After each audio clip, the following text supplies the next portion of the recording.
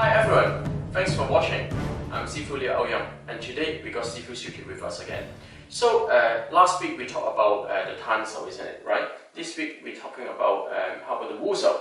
Wusao is quite an important element in Wing Chun because in our first form we got two Wusao going backward and forward. So what I'm thinking is, the Wusao is apply a downward force and backward force to disturb people balance. This is how we use the Wusao with our stand and internal. What do you think about your also interpretation in the Wusao in your Wing Chun then? Okay. With the Wusao, in my interpretation, is that the Wusao is based on the triangular structure. So that's what gives it the power or structure to the Wusao. So when we're looking at the Wusao, obviously the angle is quite important because we're using triangular structure. Yes. It's not that we always have to hold the structure in the Wu, but if we need a position without having to use a push or just to hold it, then if we have a structure, then it's quite convenient to be able to bring a structure. Now, if we look at the name of the Wusao, it can either mean to assist, or it can mean to protect them. So for my interpretation, it means both. It means both to protect and to assist, which is why I think if we look at how people normally put their guard up, it's normally they will put the guard up with a double Wu. So you see that, and then some people call it a Buddha hand, Fasao. So again, with the Wu in the back position, it could be as a protecting hand, or it could be assisting the front hand. So if we talk about triangular structure, what I believe is that the structure actually is on its side. Now, why would I say that? So from a structural position, if I had the elbow down, I would not be able to assist the front hand with my back hand. Yes, because it's quite easy to collapse. Yeah. Right, so we do it like this bit outward because we're like holding a ball. Absolutely. Yes. So what happens is if I bring the triangular structure out to the side, and I put the other hand back in there, then it will fit neatly. So what will happen is that we've not only got a guarding hand, we also have the triangular structure. We also have what we call Wusao. So it's actually the back triangle is actually supporting the front triangle. Yes. So this is what I believe. This is the same thing, when I teach my student, this is like a rooftop. I teach them, the slide of the energy. So in here, but we link shoulder job and everything, link it to our structure. Then this is how to use our Wusao to protect or to assist, like you said. So how about in this episode we can do some demonstration to show our audience, how it can apply in a real life situation. Yeah. Okay. Very good. Yeah. So stay with us.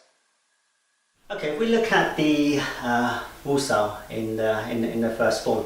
Now, the very first bridging sequence, what we have is that we have the double Gansao. As I said, my interpretation is that the Gansao is our Wusao. But what it's shown you in the fact that it's actually coming down, i.e. the ploughing hands of the Gan, is that the Wusao goes downwards. Now, as we spoke about in the Tanso, if we have downward resistance, because the Tan moves upwards, it can break through resistance moving upwards. And for our Wu, we have the opposite, where the Wu wants to move downwards. Now, if we just demonstrate how the Wu does that, if we look at, say, a structure here, where I'm pressing down on Sylvester's arm, it's not going to budge.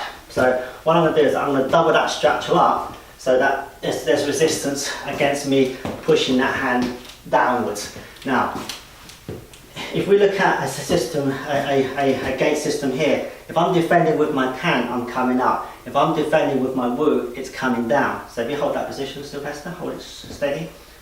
If I want to bring my Wu downwards, then that resistance will not hold. So this is what it is about the Wu, is that it actually guards this part or guards space on a downward direction.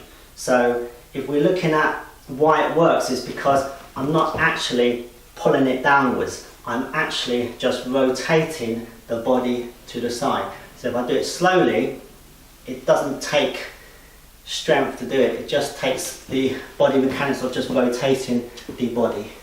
Thank you. Hi everyone. In this episode, we would like to talk about the Wusao. In the first section of the first form, we got 3 Wusao in our Siu Tao, right? So this means, Wusao could be quite important. Right, so Wusao in our school we are thinking about as a standby hand. as a protection hand. So for example, if I'm not sure what is the person doing, I put the wusao up, I cover this section area here. And also I put the wusao up, I cover this section of the area, so we cover these two gates. So in Wing Chun, we put the wusao up, this means we cover here and here. Okay, so for example, wusao I can use it for inside or outside crease body. If you punch with this hand, I can still using wusao. Can you see that, right? If you punch with here, I can still using wusao. As soon as I feel the energy, right? If I tense my body or I use force against force, if he is strong, I push him, he push me, then I'm going back. But if I use internal method, when I receive, I transfer the force into the ground. Now he push me, I transfer the force into the ground. You can see, just one leg, I can receive a lot of energy. But also the good news is I'm connected to him. So this means I move, he move at the moment.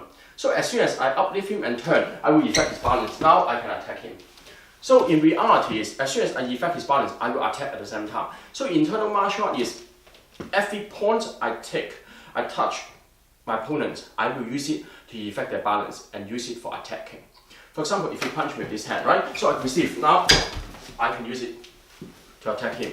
So we don't need a lot of hand movement. What we need is a point of contact. And then from this point of contact, I can use my internal energy to effect his balance and I can set him free.